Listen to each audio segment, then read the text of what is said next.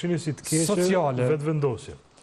Për shkak se edhe ky debat është rishtruar në LDK, që thuhet që një pjesë mendon që duhet të ketë një afërsi me lëvizjen vetëvendosje, dhe një pjesë tjetër që mendon që me parti tjera, pra duhet të ketë, në këtë rast me PDK-n, duhet të ketë një afërsi LDK-ja.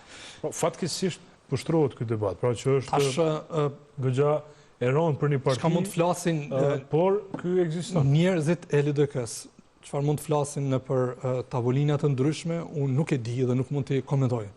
Po në forumet të partisë nuk ka asnjë dyshim që bashkëpunimi i jon me partinë fituese të këtyre zgjedhjeve nuk ka asnjë kuptim. S'ka asnjë kuptim. Nuk duhet ndodhë, nuk ka asnjë kuptim. Ne nuk na lidh asgjë me ta. Mënyrën se si janë sjell gjatë kësaj periudhe, mënyrën se çfarë përfaqësojnë ata dhe çfarë përfaqësojmë ne, nuk na lidh asgjë me ta. Dhe në veçantë rezultati i fundit zgjedhor, ata në bazë numrave tash e themelojnë vetë qeverinë, do të pres që ata shpejt mos vonohen në presidentin është çështje. Kur vjen puna tek presidentja, mandej ajo është tregim tjetër. Do ta votoni ju Vjosa Osmani? Nëse propozohet nga Albin Kurti? Jo. Nuk e votoni? Jo, sepse është historiku i 5 viteve të fundit, besoj që mu personalisht ka dhënë drejt. Për ato qëndrimin që kemi bërë para 5 viteve në 2021, sepse është menduar që të evitohet një proces i ardhshëm zgjedhor atëherë në prill të vitit 2021. Po besoj që kemi bë shërbimin më të mirë vendit me atë sjellje. Po tani ajo është histori. Shumica e kolegëve të mi kanë menduar ashtu, unë e kam respektuar ato, ata kanë respektuar qëndrimin tim që të mos votoj, ka pas një respekt reciprok, sepse kjo është EDK-ja në fundit. Edhe kemi rrugtu, kemi shku më tuti, po besoj që koha më ka dhënë drejtë tash unë i ndëgjoj kolegët e mi të EDK-s që kanë qëndrimin një sikur që e ka mund tash. Për zonin Osmani. Për zonin Osmani, sepse ka plot argumente, plot fakte që në plot situata nuk ka qenë në nivelin e detyrës që kërkon kushtetuta. Joja juj edhe për secilin që do të propozohet nga zoti Kurti, pra nëse supozojmë që nuk propozohet zoni Osmani? Tani ne jemi jashtë lojës. Në kuptimin që si deputet këtë rast, pra më shumë se sa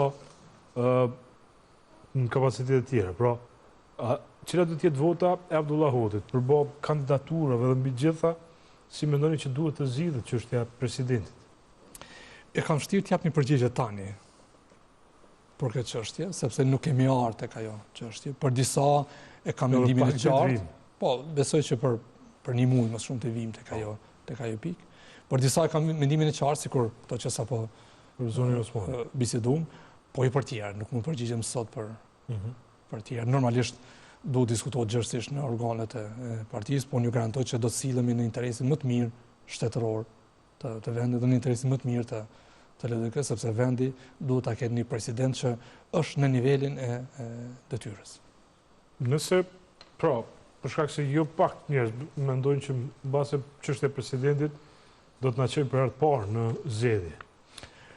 Mundet, edhe mund të jetë shumë afër mend që na dërgoj duke pa mënyrën se si është sjell ky nga shkurti e deri në nëntor kur shpallën zgjedhjet me insistimin e tij për ato 50 e sa seancat jo kushtetuese, është afër mend që mund të shkojmë prapë në zgjedhje për shkak të insistimeve të vetëvendosjes, por ta shohim se si do zhvillohen ngjarjet. Po ato që siguroj unë që vendimet e LDK-s do të merren në interesin, nëse unë marrë përgjegjësinë sigurisht, në interesin më të mirë të shtetit të Kosovës dhe të LDK-s.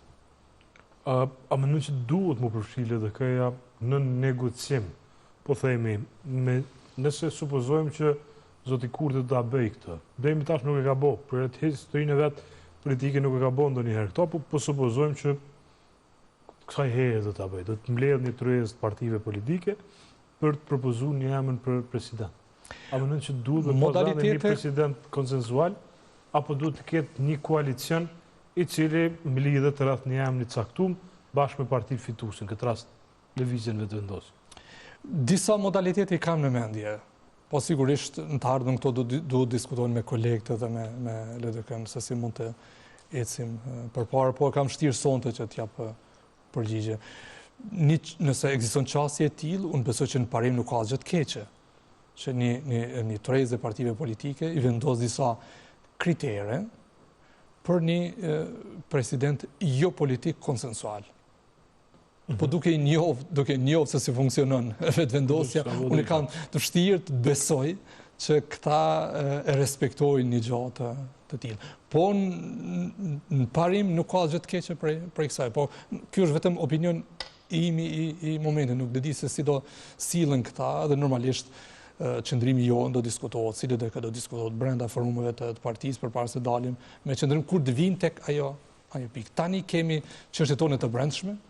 Unë besoj që sapo të certifikohen zgjedhjet nuk duhet të vonohet thirrja e seancës konstituive dhe pa vonesa të konstituohet kuvendi dhe të zgjidhet qeveria, duke qenë se tash janë numrat nga partia fituese e këtyre zgjedhjeve, edhe të ecim përpara me punë që kanë mbet mbrapa buxheti i vitit 2026, marrëveshje ndërkombëtare, dhe mandej kur të vinë tek çështja e presidentit duhet të zhvillojnë konsultime të gjera brenda partisë, si do sillemi në këtë situatë. Nëse ju zgjidheni kryetar, pra po supozojmë nëse ka lënë ky emocion, për shkak se gjasat janë që çështja e kandidaturës nuk do të hedhet fare, por në bazë të asaj çfarë projektohet sot prej kryetarit dhe mbështetësve të tij, pra sa arrim me pa në publik. Çush më duke ekipi i Abdullah Hoxhit, si kryetari i LDK-s? Besoj që e thash më herët, unë jam ndër ata që besoj kam dhënë shenja të mjaftueshme të krijimit të kohezionit të plot brenda partisë. Unë jam ndër personat që komunikoj me të gjithë pa përjashtim. Unë të gjithë i shoh pjesë të ekipit, edhe kryetarin aktual. Dhe unë besoj që me përvojën që ka, ai mund t'i shërbejë jashtëzakonisht shtetit të Kosovës edhe LDK-s në proceset të ardhshme. Kjo është ajo që mund të presin antarësia edhe kolegët e mi nga unë, dhe unë nuk jam i ri në këtë proces se njerëzit të mësojnë, të shohin se si do të cilën në të ardhmen. Besoj që të gjithë e dinë se si veproj unë kur marr përgjegjësi edhe brenda partisë edhe brenda institucionit. Unë nuk jam person që surprizoj me vendimet mia. Unë jam person që kursin e veprimeve diskutoj gjithmonë gjërësisht me kolegë, i shtjerrit të gjitha diskutimet, kështu kam vepruar, edhe sa kam marrë qeverinë, kështu kam vepruar, edhe në kaluam kur kam pas përgjegjësi në nivele të ndryshme partijake dhe institucionale, edhe kam zhvilluar konsultime gjëra në përplot procese edhe me njerëz jashtë LDK-s. Ta them, po marr një shembull, reformat fiskale kur kemi bërë. Pjesën më të madhe kemi bërë me komunitetin e bizneseve. Normal. Ose procesin e dialogut kur e kam udhëheq sa kam qenë kryeministër, kanë qenë të përfshirë përveç ekipës së ngushtë qeverisë dhe një ekipi të ekspertëve të mbështetur nga partnerët tanë ndërkombëtar, kanë qenë të konsultuar Akademia e Shkencave, kanë qenë të konsultuar njerëz që në të kaluamën kanë punuar në proces të dialogut, sepse të gjithë këta njerëz pa përjashtim kam qasje dhe kam komunikim. Por kjo është çësia ime, njëri që nuk surprizoj, që vendimet i marr në proces konsultativ, që jam i brymosur me vlerat dhe me parimet e LDK-s, që do t'i mbroj ato në çfarëdo pozicioni që kam qenë edhe që do të jem pas këtij kuvendi. A ka gardë të re dhe gardë vjetër në LDK? Jo. Mendoj që kjo është e dëmshme nëse nxitet në diskursin ton politik. Ka njerëz me përvojë gjatë në LDK dhe ka njerëz me pak përvojë në LDK. Po kjo është pasuria e LDK-s.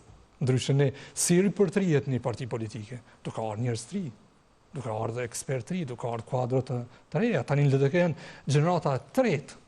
Kanë qenë, si më thon, gjyshrit e prindërit e tyre, janë vetë ata dhe fëmijët e tyre tash kanë filluar me u angazhu në LDK. Pra ne duhet më ripërtri, ne po i bëjmë 36 vite parti politike. Është e natyrshme që e ke dikot që i ka 30 vjet përvojë politike, ose unë që i kam 20 vjet përvojë politike brenda LDK-s, në nivele të larta të LDK-s, edhe dikot tjetër që ndoshta ka ardhur para 2-3 viteve. Fuqia e LDK-s është me ditë me integru të gjitha këto. Unë besoj që arri me integru. Unë kam qenë ndër persone që kur jam kthy nga studimi në 2006, kam qenë shumë i ri, jo shumë i ri, kur kam hyrë në strukturat të larta të LDK-s. Dhe unë e di sa kam mësu nga kolegët e mi që sot i kam kolegë në LDK. Disa nuk janë më aktiv në LDK. Kam mësu jashtëzakonisht shumë. Unë i mbaj mend diskutime që kemi pas në kryesinë e LDK-s në 2010 e këndej, ose në këshillën e përgjithshëm 2006-2010, ose në ato këshillet e ekspertëve që i patë themelu presidenti Sejdiu atëherë. Sa ka qenë kryetari i LDK-s, mandej kryetari Isa Mustafa. Diskutime që kemi pas gjërësisht me njerëz që sot nuk janë aktiv në jetën politike, por që janë aset i LDK-s. Unë besoj që trit që janë angazhu tash viteve të fundit në LDK, kështu duhet ta shohin. A ki mbështetjen e Isa Mustafës këtë garë? Apo se ke kërku? Unë jam konsultuar me të gjithë, pa përjashtim. Pa përjashtim, me të gjithë, me aktivistët, me njerëzit që janë brenda partisë dhe me njerëzit që janë jashtë partisë. Jam konsultuar. Tash varet prej kuvendit se si do të vendos. Nuk mund të them që kam mbështetjen e Isa Mustafës ose të Fatmir Sejdiut ose të një personalitetit respektuar të LDK-s. Unë i konsultoj të gjithë pa përjashtim. I kam konsultuar edhe në këtë proces, i kam konsultuar dhe ky është vendimi që unë kam marrë dje që të bëj publike qëndrimin tim dhe ta shkojmë në këtë kuvend me shpresë që do të zhvillohet në mënyrë statutare dhe dalim nga ky kuvend më të fortë se sa që hyjmë në këtë kuvend dhe unë një gjë garantoj. Që sido që tjetë rezultati i këtij kuvendi, unë si Avdullah, unë do ta respektoj plotësisht dhe do të vazhdoj angazhimin tim të plot në LDK. Pra, sido që tjetë, edhe nëse zgjidheni kryetar, edhe nëse mbet zoti Abdigjiku, ju thoni që do të jeni... Normalisht, vullneti i delegatëve në kuvend duhet të respektohet plotësisht nga gjithë. Angazhimi im, jo që s'do të mungoj, po duhet të rritet për shkak të këtij rezultati dobët zgjedhor që kemi pas me 27.